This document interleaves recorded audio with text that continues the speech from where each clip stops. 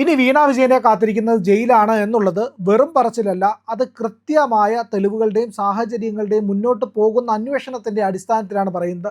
ഇവിടെ കഴിഞ്ഞ ദിവസം വീണ ചെന്ന ഇ ഡിയുടെ മുമ്പിലിരിക്കുമ്പോൾ കൈമലർത്തുകയാണ് ചെയ്തത് എന്നുള്ളതാണ് പുറത്തേക്ക് വരുന്ന വിവരങ്ങളിൽ നിന്ന് ലഭിക്കുന്നത്. അതായത് വീണ വിജയനെ ഇ ഡി ഓഫീസിലേക്ക് ചോദ്യം ചെയ്യാനായിട്ട് വിളിപ്പിക്കുന്നു. ആദ്യഘട്ടത്തിൽ എന്താണ് നടന്നത്? റെയ്ഡ് നടന്നു. ആ റെയ്ഡിനെ തുടർന്നുണ്ടായ പ്രശ്നങ്ങൾ അതെല്ലാം നമുക്കറിയാവുന്ന കാര്യമാണ്. പിന്നെ അതിനുശേഷമുള്ള കാര്യം, വീണ വിജയനെ ഇ ഡിയുടെ ഓഫീസിലേക്ക് വിളിക്കുന്നു. അവിടേക്ക് വീണ വരുന്നു. വീണയുടെ ഭാവം എന്താണ്, വീണ എങ്ങനെയാണ് വന്നത് എന്നുള്ളതിൻ്റെ കാര്യങ്ങളെല്ലാം നിങ്ങൾ വാർത്താ ചാനലിലൂടെ കണ്ടതാണ്. പക്ഷേ ഇ ഡിയുടെ ഓഫീസിനകത്ത് എന്താണ് നടന്നത്?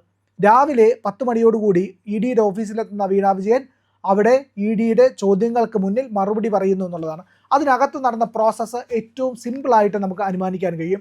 ആദ്യമായി ഇ ഡിയുടെ ഓഫീസിലേക്ക് ഒരാളെ ചോദ്യം ചെയ്യാനായിട്ട് വിളിപ്പിക്കുമ്പോൾ അവർ ഏറ്റവും പ്രധാനപ്പെട്ട ഇല്ലെങ്കിൽ പ്രാഥമികമായിട്ടുള്ള കാര്യങ്ങൾ അവരുടെ വേർഷൻ എന്താണ് എന്നാണ് ചോദിച്ചറിയുക. നമ്മളൊരു പോലീസ് സ്റ്റേഷനിൽ പോയാലോ ഒരു പരാതിയായിട്ടോ ഇല്ലെങ്കിൽ ഒരു പരാതിയുടെ അടിസ്ഥാനത്തിൽ വിളിപ്പിക്കപ്പെട്ടാലോ ആദ്യമേ ചെല്ലുമ്പോഴത്തേക്കും തെളിവെടുക്കാനോ ഇല്ലെങ്കിൽ അതിൻ്റെ ക്രോസ് വിസ്താരമോ ഒന്നും അല്ല പോലീസ് നടത്തുന്നത്. പോലീസ് അത് ചകഞ്ഞു കണ്ടെത്തുകയല്ല, നമ്മളിൽ നിന്ന് എന്താണ് ലഭിക്കുക എന്നാണ് പോലീസ് നോക്കുന്നത്. ഏതൊരു അന്വേഷണത്തിലും അത് തന്നെയാണ്. ആദ്യം പറയാനുള്ളത് മുഴുവൻ കേൾക്കുക. എന്തൊക്കെയാണ് അവരുടെ വാദങ്ങൾ, എന്തൊക്കെയാണ് അവരിൽ നിന്ന് വരുന്നത്, എന്തൊക്കെയാണ് ഓരോ സ്പെസിഫിക് ആയിട്ടുള്ള കാര്യങ്ങളിലും അവരുടെ മറുപടി. അപ്പോൾ അതിനെ കൃത്യമായി അനലൈസ് ചെയ്യുക എന്നുള്ളതാണ്. നമ്മൾ പണ്ട് സേതുരാമയ്യർ CBI സിനിമ കണ്ടിട്ടില്ലേ? ആ സിനിമയിൽ എങ്ങനെയാണ് CBI ചോദ്യം ചെയ്യുന്നത്? അവർ കൃത്യമായിട്ട് മനഃശാസ്ത്രപരമായി കാര്യങ്ങൾ അതിൻ്റെ ഏറ്റവും അടിസ്ഥാന കാര്യങ്ങളെ പോലും കണക്കിലെടുക്കുന്ന രീതിയിലുള്ള മൈന്യൂട്ടായിട്ടുള്ള പോയിന്റുകൾ പോലും പുറത്തേക്ക് എടുക്കുന്ന രീതിയിലാണ് ചോദ്യം ചെയ്യുന്നത്. അപ്പോൾ അവിടെ വലിയ ചോദ്യങ്ങൾ വേണ്ടി വരില്ല, വിരട്ടൽ വേണ്ടി വരില്ല, ഭീഷണി വേണ്ടി വരില്ല, ശിക്ഷയെപ്പറ്റി പറയേണ്ടതില്ല, ഇതൊന്നുമില്ല. അപ്പോൾ വീണ വിജയനോട് എഴുതി കൊടുത്ത ചോദ്യങ്ങൾക്കുള്ള മറുപടിയാണ് പറയാൻ പറഞ്ഞത്. അത് കൃത്യമായി നോട്ട് ചെയ്യാൻ അവിടെ ആളുണ്ട്. അപ്പോൾ വീണയോട് ഒന്നാമത്തെ ചോദ്യം അവരെഴുതി തയ്യാറാക്കിയിട്ടുണ്ട്, അതിന് മറുപടി പറയൂ. അതിന് വീണ മറുപടി പറയുന്നു. ആ മറുപടി കൃത്യമായി നോട്ട് ചെയ്യുന്നു. അടുത്ത ചോദ്യം പറയുന്നു, അതിൻ്റെ മറുപടി പറയുന്നു. ഇതിനകത്ത് തന്നെ ചോദ്യത്തിൻ്റെ ക്രമത്തിൽ തന്നെ വരുമ്പോൾ പല ചോദ്യങ്ങൾക്കുള്ള മറുപടി വ്യക്തമാവാതെ വരും. ആദ്യം പറഞ്ഞതിൻ്റെ എതിർക്കുന്ന രീതിയിലുള്ള അല്ലെങ്കിൽ അതിനെ കോൺട്രാഡിക്റ്റ് ചെയ്യുന്ന രീതിയിലേക്ക് അടുത്ത ചോദ്യം മാറും. ഇതാണ് അവിടുത്തെ ഇ ഡി ഉദ്ദേശിച്ച പ്രധാനപ്പെട്ട ചോദ്യം ചെയ്യൽ രീതി എന്ന് പറയുന്നത്. അടുത്തത് എന്ന് പറയുന്നത് ഇ ഡി ഈ ചോദ്യങ്ങളും ഉത്തരങ്ങളും എല്ലാം തന്നെ ക്രോഡീകരിച്ച് വെച്ചു, അതെല്ലാം പരിശോധിക്കും ഇ ഡി. അതിന് മുൻപ് ചില കാര്യങ്ങൾ നടന്നില്ലേ? ഒന്ന് ആലോചിച്ച് നോക്കൂ. എന്താണ് നടന്നത്? കരിമണൽ കമ്പനിയുമായിട്ട് ബന്ധപ്പെട്ട കേസിൽ, അതായത് മാസപ്പടി കേസിൽ എന്ന് പറയുന്നത്, ആദ്യമായിട്ട് ഇൻകം ടാക്സിലേക്കാണ് ഈ കേസ് വരുന്നത്. ഇൻകം ടാക്സ് വന്നിട്ട് വീണയുടെ അക്കൗണ്ടിലെത്തിയ പണത്തിൻ്റെ തോതിനെ പറ്റിയിട്ട്, അതിൻ്റെ എവിടെ നിന്ന് വന്നു എന്നുള്ളത്, അതിൻ്റെ ടാക്സ് അടച്ചിട്ടുണ്ടോ എന്നുള്ളത്. അപ്പോൾ ഇതൊക്കെയാണ് ഈ ഇൻകം ടാക്സ് ആദ്യം പരിശോധിച്ചത്. അതിനാണ് GST അടച്ചുകൊണ്ട് വീണ മുന്നോട്ട് പോയത്. അപ്പോഴാണ് ഈ പണത്തിൻ്റെ സോഴ്സ്, ഇതെന്തിന് കിട്ടി, എവിടെ നിന്ന് കിട്ടി, ഇതൊക്കെ അന്വേഷിക്കാനുള്ള സംവിധാനം ഇവിടെ ഉണ്ട്. ആ സംവിധാനത്തിൻ്റെ പേരാണ് എൻഫോഴ്സ്മെൻറ്റ് ഡയറക്ടറേറ്റ്. അപ്പോൾ അവരെന്ത് ചെയ്യുന്നു? അവർ കൃത്യമായിട്ട് വന്ന് ഈ പരിശോധനയിലേക്ക് വരുന്നു. അതിന് മുൻപ് SFIO എന്ന് പറഞ്ഞൊരു ഓർഗനൈസേഷൻ കൂടി വന്നിരുന്നു. SFIO വന്നിട്ട് എന്താണ് ചെയ്തത്? ഇതിനെപ്പറ്റി അന്വേഷണം നടത്തി. സീരിയസ് ഫ്രോഡ് ഇൻവെസ്റ്റിഗേഷൻ ഓർഗനൈസേഷനാണ്. അവർ അന്വേഷണം നടത്തിയിട്ട് അവർ കുറേ തെളിവുകൾ ശേഖരിച്ചു. അവർ കൃത്യമായ കാര്യങ്ങൾ ക്രോഡീകരിച്ചു. ചോദ്യങ്ങളും ഉത്തരങ്ങളും എല്ലാം അതിൻ്റെ ഭാഗമായിട്ടുണ്ടായിരുന്നു. അതെല്ലാം കൊണ്ടുവന്ന് നേരെ കോടതിയിൽ സമർപ്പിച്ചു. ആ കോടതിയിൽ ആ കാര്യങ്ങൾ മുന്നോട്ട് പോകുന്നുണ്ടോ എന്ന് ചോദിച്ചാൽ പോകുന്നുണ്ട്. പക്ഷേ അത് വളരെ വേഗത്തിലാണോ അല്ല എന്ന് പറയേണ്ടി വരും. അപ്പോഴാണ് ഇ ഡിയുടെ അന്വേഷണം വരുന്നത്. ഇ ഡി ഇപ്പോൾ SFIOയുടെ വിവരങ്ങളെല്ലാം തന്നെ കോടതിയോട് ചോദിച്ചിട്ടുണ്ട്. കോടതി അനുമതി കൊടുത്തിട്ടുമുണ്ട്. അത് ഉടനെ തന്നെ ഇ ഡിയുടെ കയ്യിലേക്ക് എത്തും.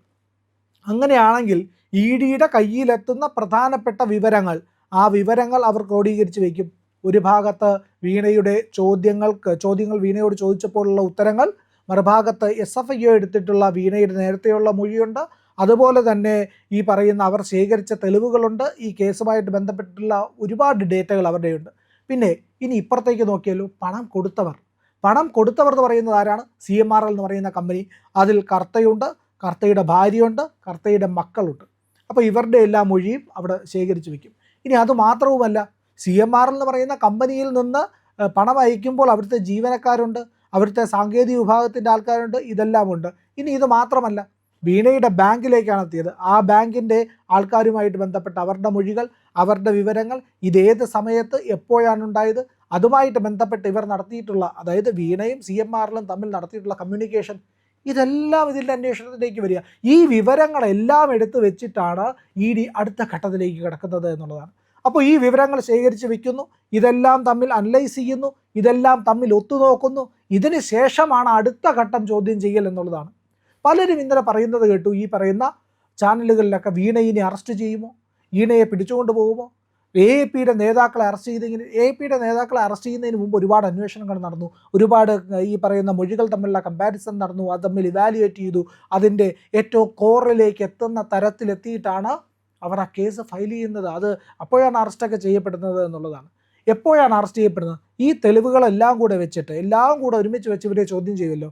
ഇവരെ ചോദ്യം ചെയ്തതിന് ശേഷം പിന്നെ ഇവർ പുറത്തു പോയാൽ ഈ തെളിവുകൾ നശിപ്പിക്കപ്പെടും, ഇല്ലെങ്കിൽ ഈ അന്വേഷണത്തെ ബാധിക്കും, ഇവിടെ ഈ കേസ് അട്ടിമറിക്കപ്പെടാം, ഇല്ലെങ്കിൽ ഇതിൻ്റെ തെളിവുകൾ നശിപ്പിക്കപ്പെടാം, ഇല്ലെങ്കിൽ ആൾക്കാരെ സ്വാധീനിക്കാം, ഇങ്ങനെയുള്ള കുറേ കാര്യങ്ങളുണ്ട്. ഇതെല്ലാം വെച്ചിട്ടാണ് കേസിൻ്റെ അവസാനത്തെ ചോദ്യം ചെയ്യലുണ്ടല്ലോ, അവസാനത്തെ ഘട്ടത്തിലെ ചോദ്യം ചെയ്യൽ. ആ ചോദ്യം ചെയ്യലിൻ്റെ മുഴുവൻ ഡേറ്റ ഇവരോട് ഇവർ പറയും. ഈ പറയുന്ന അന്വേഷണ ഏജൻസികൾ കണ്ടെത്തിയത് മൊത്തം ഇവരോട് ചോദിക്കും. അവരിങ്ങനെയല്ലോ പറഞ്ഞു, ഇവരിങ്ങനെയല്ലല്ലോ പറഞ്ഞു എന്നൊക്കെ പറഞ്ഞ് ചോദിക്കും. ഇതല്ലേ ഇന്ന തെളിവ്, ഇതല്ലേ നിങ്ങൾക്ക് കിട്ടിയ പണം, ഇതാണ് കിട്ടിയത്, നിങ്ങൾ എക്സാലോജിക്കിൽ എത്ര സ്റ്റാഫ് ഉണ്ടായിരുന്നു, സ്റ്റാഫ് ഇല്ലല്ലോ, നിങ്ങൾ മാത്രമല്ലേ അവിടെ ഉള്ളൂ, ഇത്തരം ചോദ്യങ്ങളൊക്കെ ചോദിക്കാം. അപ്പോൾ അവിടെ കുഴങ്ങിപ്പോകും. അതാണ് ഇന്നലെ വീണയ്ക്ക് മുന്നിൽ വീണയോട് ചോദിച്ച ചോദ്യങ്ങൾക്ക് പലതിനും വീണയ്ക്ക് മറുപടിയില്ലായിരുന്നു, കൈമലർത്തുകയായിരുന്നു. വീണ വിറച്ചുകൊണ്ടിരിക്കുകയായിരുന്നു. വീണയ്ക്ക് രാവിലെ മുതൽ ഉച്ചവരെയായപ്പോൾ അവർ ഭക്ഷണമൊക്കെ കൊടുത്തിട്ടാണ് പിന്നെ അടുത്ത ചോദ്യം ചെയ്യലിൻ്റെ അതിലേക്ക് നീങ്ങിയത്. കൃത്യമായ ചോദ്യം ചെയ്യൽ, അതിൻ്റെ മറുപടികളെല്ലാം എഴുതിയെടുക്കുന്നു. ഇനി ഇതെല്ലാം തമ്മിലുള്ള ഒരു കൃത്യമായ അപഗ്രഥനം അവർ നടത്തും. അതിൻ്റെ അടിസ്ഥാനത്തിലായിരിക്കും മുന്നോട്ട് പോകുന്നത്. ആ മുന്നോട്ട് പോകലിലാണ് അവർ ഈ പറയുന്ന അടുത്ത ചോദ്യം ചെയ്യലിന് വീണയെ വിളിപ്പിക്കുക. അവിടെ നിന്നാണ് പിണറായി വിജയനിലേക്ക് എത്താനുള്ള സാധ്യത, ഇല്ലെങ്കിൽ വീണയുടെ ഭർത്താവിലേക്ക് എത്താനുള്ള സാധ്യത. അവിടെ വീട് ചോദിക്കും കൃത്യമായിട്ട്, നിങ്ങളുടെ ഭർത്താവ് ഇന്ന കാര്യങ്ങളൊക്കെ ഇല്ലേ, അവർക്ക് ഈ സാമ്പത്തിക ഇടപാടുമായിട്ട് ബന്ധമുണ്ടായിരുന്നു, ഇവിടെ നിന്ന് പണം നിങ്ങൾ പിൻവലിച്ചിട്ടുണ്ടെങ്കിൽ അതെല്ലാം എവിടേക്ക് പോയി, ലോൺ കിട്ടിയല്ലോ, കർത്തയുടെ സ്ഥാപനത്തിൽ നിന്ന് തന്നെ ലോൺ അനുവദിച്ചല്ലോ, ഈ ലോൺ നിങ്ങൾ എന്തിനു വേണ്ടിയിട്ട് പണം വിനിയോഗിച്ചു, അതെന്തുകൊണ്ട് തിരിച്ചടച്ചില്ല, ഇങ്ങനെ അനുബന്ധമായിട്ട് പല പല പല പല ചോദ്യങ്ങൾ വരുന്നുണ്ട്. ആ ചോദ്യങ്ങൾക്ക് ഉത്തരം പറയാതെ, മറുപടി പറയാതെ പോകാൻ കഴിയില്ല. ഇനി ഏറ്റവും ഗുരുതരമായിട്ടുള്ള കാര്യമെന്ന് പറഞ്ഞു കഴിഞ്ഞാൽ, വീണയുടെ ഈ പണം അത് വിദേശ ബാങ്കിലെ അക്കൗണ്ടുകളിലേക്ക് പോയിട്ടുണ്ടോയെന്നാണ്. വിദേശ ബാങ്കുകൾ നമ്മൾക്ക് അക്കൗണ്ട് തുറക്കണം എന്നുണ്ടെങ്കിൽ മതിയായ രേഖകൾ, ഇല്ലെങ്കിൽ നിക്ഷേപങ്ങൾ നടത്തണമെങ്കിലൊക്കെ നമ്മുടെ രാജ്യത്തെ അറിയിക്കണം, ഇവിടുത്തെ സംവിധാനത്തെ അറിയിക്കണം. അതുപോലെ തന്നെ ഈ RBI പോലുള്ള സ്ഥാപനങ്ങൾക്ക് ഇതിനെ പറ്റിയിട്ടുള്ള വിശദമായ റിപ്പോർട്ടുകൾ കൈമാറേണ്ടി വരും. ഇതൊക്കെ കഴിഞ്ഞിട്ടാണ് നമ്മൾ വിദേശത്തേക്ക് ഫണ്ട് ട്രാൻസ്ഫർ ചെയ്യുന്നത്. ഫണ്ട് ഏതെങ്കിലും ബാങ്ക് അക്കൗണ്ട് തുറക്കണമെങ്കിലാണ് നമുക്കവിടെ വിദേശത്തിൽ. അപ്പോൾ ഈ പറയുന്ന വീണ വിജയന് UAE-യിൽ ഒരു ബാങ്ക് അക്കൗണ്ട് ഉണ്ടെന്നാണ് പറയപ്പെടുന്നത്. അങ്ങനെയാണെങ്കിൽ ആ ബാങ്ക് അക്കൗണ്ടിലേക്ക് പണം അയച്ചിട്ടുണ്ടോ, എന്തിനു വേണ്ടി അയച്ചു, എത്ര തുക അയച്ചു, അതെന്തിന് വിനിയോഗിച്ചു, ഇത്തരം കാര്യങ്ങളിലെല്ലാം മറുപടി പറയേണ്ടി വരും.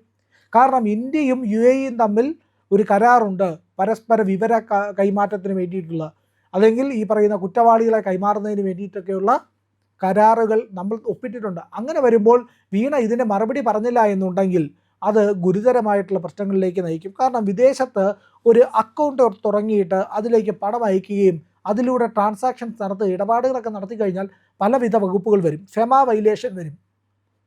ഫോറിൻ എക്സ്ചേഞ്ച് മണി ആക്ട് എന്ന് പറയുന്ന നിയമത്തിൻ്റെ അടിസ്ഥാനത്തിൽ വരുന്ന കൃത്യമായിട്ടുള്ള ചട്ടങ്ങൾ പാലിക്കാതെയാണ് ഈ ഇടപാടുകൾ നടത്തുന്നതെന്നുണ്ടെങ്കിൽ ഈ ഗുരുതരമായിട്ടുള്ള പ്രശ്നങ്ങൾ, ചോദ്യങ്ങൾ, അതിന് ഉത്തരങ്ങളൊക്കെ നൽകേണ്ടി വരും. കാരണം വിദേശ ഇടപാടുകൾ പലപ്പോഴും രാജ്യവിരുദ്ധ പ്രവർത്തനങ്ങൾക്കാണ് ഉപയോഗിക്കാറുള്ളത്. ഇവിടുത്തെ തീവ്രവാദികളുടെ ഫണ്ടിങ്ങുകൾ പലപ്പോഴും അങ്ങനെയാണ് വരുന്നത്. അത് കഴിഞ്ഞ ദിവസം നമ്മൾ ഒരു വാർത്ത വിശദമായിട്ട് കണ്ടായിരുന്നു. 92 കോടി രൂപ ഇന്ത്യയിലേക്ക് എത്തിയതിൻ്റെ കണക്ക്, വിദേശ പണം, അമേരിക്കയുമായിട്ട് ബന്ധപ്പെട്ട ചില NGO-കൾക്ക് വന്ന പണം, അതിനെ പറ്റിയിട്ടൊക്കെ അന്വേഷണം നടത്തി UAPA ചുമത്തുകയും ചെയ്തു. അപ്പോൾ UAPA ചുമത്തുന്നു എന്ന് പറഞ്ഞു കഴിഞ്ഞാൽ അത് രാജ്യവിരുദ്ധ പ്രവർത്തനം നടത്തി, അൺലോഫുൾ ആക്ടിവിറ്റി പ്രിവെൻഷൻ ആക്ടാണ്. അങ്ങനെ വരുമ്പോൾ UAPയുടെ അടിസ്ഥാനത്തിലാണെങ്കിൽ ജാമ്യമില്ലാത്ത വകുപ്പാണ്. EDയുടെ കേസിൽ പോലും ജാമ്യം കിട്ടുക എളുപ്പമല്ല എന്നുള്ളതാണ്. കാരണം രാജ്യത്തിൻ്റെ വളർച്ചയെ, രാജ്യത്തിൻ്റെ പുരോഗതിയെ, അതിൻ്റെ സാമ്പത്തികമായ മുന്നോട്ട് പോക്കിനെ തുരങ്കം വയ്ക്കുന്ന ഏതെങ്കിലും ഒരു പ്രവൃത്തി ഏതെങ്കിലും ഒരു വ്യക്തി ചെയ്തു കഴിഞ്ഞാൽ അത് ഗുരുതരമായിട്ടുള്ള കുറ്റകൃത്യമായിട്ടാണ് കാണുന്നത്. കാരണം രാജ്യത്തിൻ്റെ അടിസ്ഥാന സമ്പദ് വ്യവസ്ഥയെ തകർക്കാൻ, ഇല്ലെങ്കിൽ അതിനെ കോട്ടം തട്ടാൻ ഉള്ള രീതിയിലുള്ള പ്രവർത്തനം നടത്തുക, അത് ഈ രാജ്യത്തെ ജനങ്ങളോട് ചെയ്യുന്ന ദ്രോഹമാണ്. നമ്മൾ ഉണ്ടാക്കുന്ന പണത്തിൻ്റെ ഒരു വിഹിതം ഈ രാജ്യത്തിന് നൽകുന്നത് വെറുതെയല്ല. നമ്മൾ ഉപയോഗിക്കുന്ന റോഡുകൾ, നമ്മൾ ഉപയോഗിക്കുന്ന പൊതു സംവിധാനം, ഇത് നിലനിർത്താൻ വേണ്ട സുരക്ഷാ ക്രമീകരണങ്ങൾ, അതിനുവേണ്ട ഉദ്യോഗസ്ഥർ, ഇങ്ങനെ തുടങ്ങി നമുക്ക് ചുറ്റും കാണുന്ന ഈ ഭൂമിയും അതിൻ്റെ പ്രകൃതിയും അതിൻ്റെ സംവിധാനങ്ങളും എല്ലാ സിസ്റ്റവും അതെല്ലാം തന്നെ പ്രവർത്തിക്കുന്നത് നമ്മൾ ഈ കോൺട്രിബ്യൂഷൻ കൊണ്ടാണ്. അപ്പോൾ നമ്മൾ ടാക്സ് വയലേഷൻ ചെയ്തു കഴിഞ്ഞാൽ എങ്ങനെ ശരിയാവും?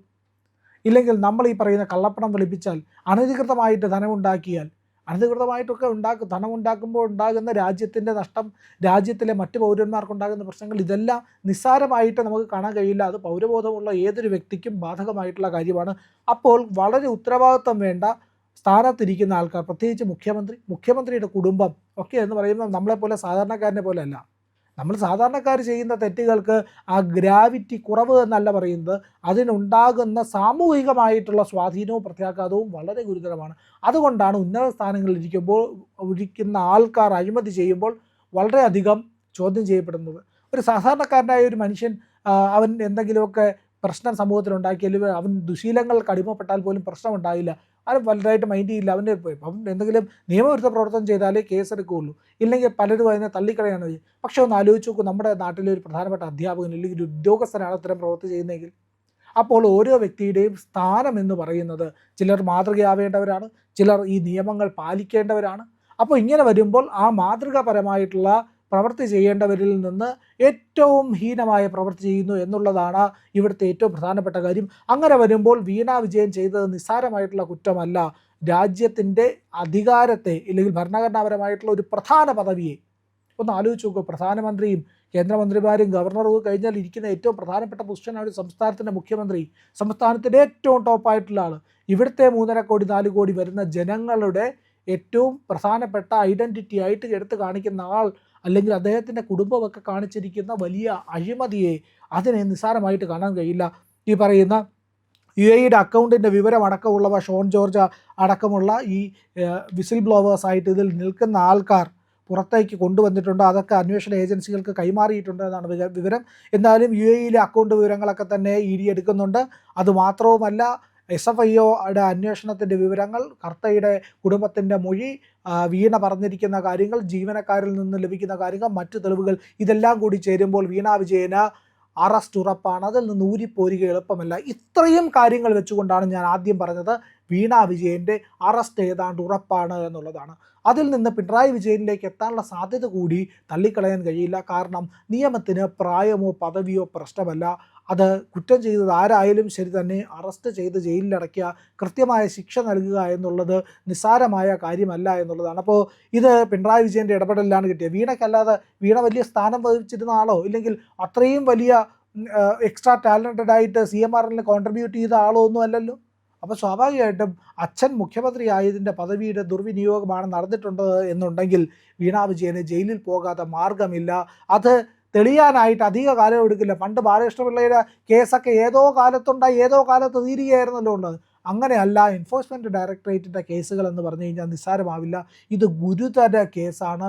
ഇതിൽ വീണ ജയിലിലാവാൻ, എണ്ണാൻ, അകത്തേക്ക് പോകാനുള്ള സാധ്യതകൾ ഒട്ടും പിന്നിലല്ല. അത് ഉറപ്പാണ് എന്നുള്ളതാണ് ഇതുവരെ എത്തി നിൽക്കുമ്പോഴുള്ള നമ്മൾക്ക് അപഗ്രഥിക്കുമ്പോൾ മനസ്സിലാകുന്നത്. ആ അനലറ്റിക്സുകൾ, ഇല്ലെങ്കിൽ ആ അനാലിസിസുകൾ എല്ലാം പറയുന്നത് ഇതാണ്: വീണയ്ക്ക് ജയിലുറപ്പാണ്. അധികം വൈകാതെ, ഇങ്ങനെ വിറച്ചുകൊണ്ടിരുന്ന വീണയില്ലേ EDയുടെ മുന്നിൽ, അപ്പോൾ അധികം വൈകാതെ ജയിലിലേക്ക് വിറച്ചുകൊണ്ട് പോകേണ്ടി വരും. അന്ന് ഈ കറുത്ത മാസ്ക്, മുഖത്ത് പകുതി മറച്ചിടുന്ന മാസ്ക് വേണ്ടി വരില്ല, മുഴുവൻ മറക്കേണ്ടി വരും. ഇല്ലെങ്കിൽ ആ മുഖഭാവം, ആ കുറ്റം ചെയ്ത മുഖഭാവം ജനങ്ങൾ കാണും, പൊതുജനം അതിനെ വിലയിരുത്തുമെന്നുള്ളതാണ്. ഏതായാലും അതാണ് ഈ കേസിൻ്റെ അന്തിമ സ്ഥാനത്തെ നിർണ്ണയിക്കാൻ പോകുന്നത്. അതിൻ്റെ ഘട്ടത്തിലേക്കാണ് ഈ പറയുന്ന സംഭവവികാസങ്ങൾ നീങ്ങുന്നത്. ഏതായാലും ED അടുത്ത് വിളിപ്പിക്കുമ്പോൾ ഇതെല്ലാം കൂട്ടിക്കുറച്ച് ചോദ്യം ചെയ്തിട്ട് അറസ്റ്റാണോ അടുത്തുണ്ടാവുക, അതോ വീണ തിരിച്ച് മടങ്ങിപ്പോകുമോ, അതിന് ശേഷമാകുമോ അറസ്റ്റ്, കോടതിയുടെ ഇടപെടലുണ്ടാകുമോ, ഇത്തരം ഒരുപാട് കാര്യങ്ങളുണ്ട്. അതെല്ലാം കാത്തിരുന്ന് തന്നെ കാണാം.